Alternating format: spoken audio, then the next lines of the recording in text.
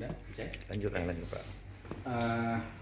Terkait dengan penempatan pekerja migran Indonesia, khususnya kalau di Sambas ini, sebagian besar memang di Sarawak dan Brunei Darussalam. Ya Pak. Tapi pada umumnya sebagian besar memang bekerja di Sarawak, Malaysia. Namun tidak kita pungkiri bahwa masyarakat kita masih banyak bekerja secara non prosedural. Saya yakin sebagian besar mereka punya paspor, ya, namun kenyataannya meskipun punya paspor tidaklah cukup untuk menjadi syarat sebagai seorang PMI. Ya, jadi ketika seseorang ingin bekerja, maka mereka harus memiliki visa kerja. Nah, kalau misalnya mereka bekerja di Malaysia, tentu visa bekerjanya diterbitkan oleh pihak imigrasi Malaysia. Nah, kemudian di dalam undang-undang tentang pekerja migran Indonesia, setiap pekerja yang bekerja di luar negeri paling tidak mereka menandatangani perjanjian kerja. Perjanjian kerja ini antara PMI dan pemberi kerja. Jadi istilah di sana tuh bisa agensi, bisa syarikat,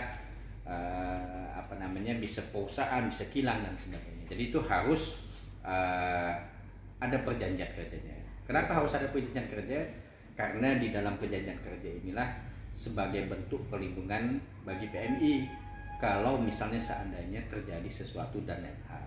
Karena di dalam perjanjian kerja ini memuat tentang hak dan kewajiban pekerja. Nah, kemudian kalau PMI prosedural itu seluruhnya mereka dilindungi oleh jaminan sosial ketenagakerjaan. Jadi setiap sebelum berangkat mereka harus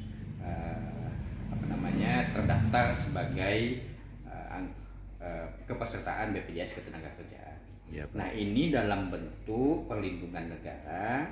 Kalau misalnya seandainya terjadi kecelakaan kerja, meninggal dunia, atau misalnya ada berhadapan dengan hukum, maka BPJS Ketenagakerjaan ini sebagai instrumen untuk memberikan perlindungan kepada PMI.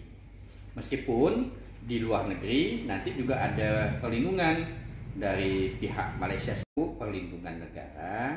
Kalau misalnya seandainya terjadi kecelakaan kerja, meninggal dunia, atau misalnya ada berhadapan dengan hukum, maka BPJS Ketenagakerjaan ini sebagai instrumen untuk memberikan perlindungan kepada PMI. Meskipun di luar negeri nanti juga ada perlindungan dari pihak Malaysia sendiri, dari syarikatnya. Karena biasanya setiap pekerja migran yang memiliki permit kerja atau visa kerja itu biasanya terlindungi oleh asuransi yang ada di Malaysia. Jadi asuransi di Indonesia juga tercover, asuransi di Malaysia juga tercover.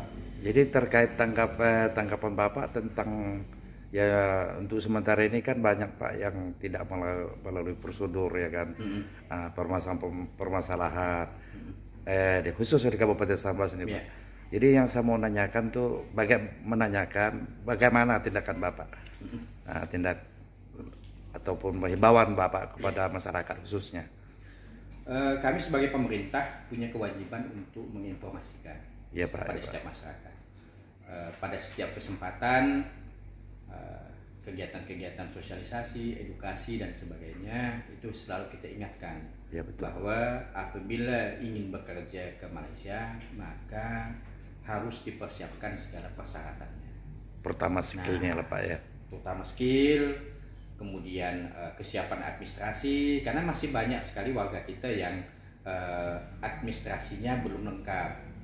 Nah, sebagai contoh misalnya ya tadi paspor, visa kerja, kemudian jaminan ketenagakerjaan. Nah, ini belum mereka lengkapi. Nah, sehingga kita sangat berharap ketika ingin ada niat untuk bekerja ke luar negeri, itu segala sesuatunya dipersiapkan, dilengkapi, dan harapan kami memang bekerjalah melalui jalur-jalur yang resmi.